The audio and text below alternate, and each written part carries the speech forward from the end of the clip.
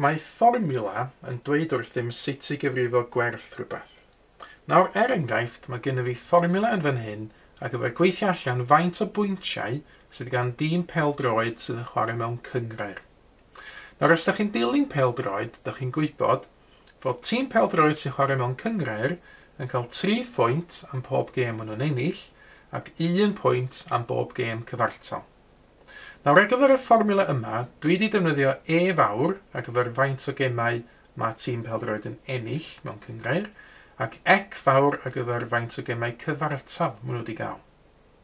Ac i weithio allan P fan hyn, sef faint o bwyntiau mae'r tîm pêl-droed efo, dyn ni angen dilyn y fformiwla a gweithio allan 3E adio C, sydd yn golygu gwneud 3 lluosi hefo E a wedyn adio C. Nawr, dyma ni enghraifft go iawn. Mae'r data yma yn dod o'r gemau naeth tîm pêl-droed Cymru chwarae wrth gyrraedd Ewro 2016. Mi oedd yn chwarae grŵp B a mae gennyn nhw 10 gêm i'w chwarae mwyn cyrraedd y twrnament. Nawr, o'r 10 gêm yna, mi nath nhw ennill 6 gêm, gafon nhw 3 gêm cyfartal a mi nath nhw golli un o'r gemau. Felly, sawl pwynt oedd gan Cymru ar ddiwedd ei grŵp? Wel, mae'n bosib defnyddio y fformiwla yma i weithio allan sawl pwynt oedden nhw wedi eu cael.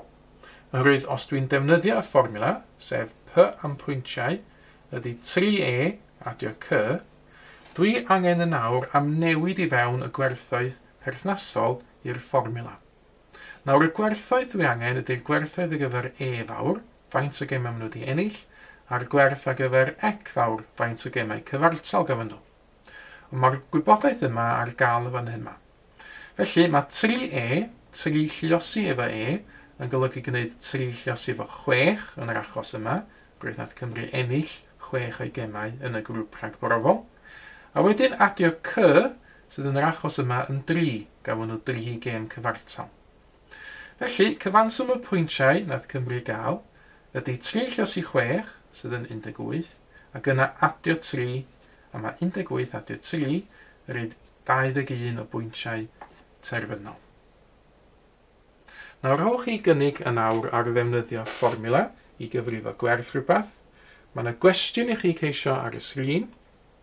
Pwyswch pause ar y fideo, rhowch gynnig ar eich hun, a dewch yn ôl wedyn i wirio'ch atebion chi efo'r ateb cywir sydd yn nawr yn cael ei ddangos ar y sgrin.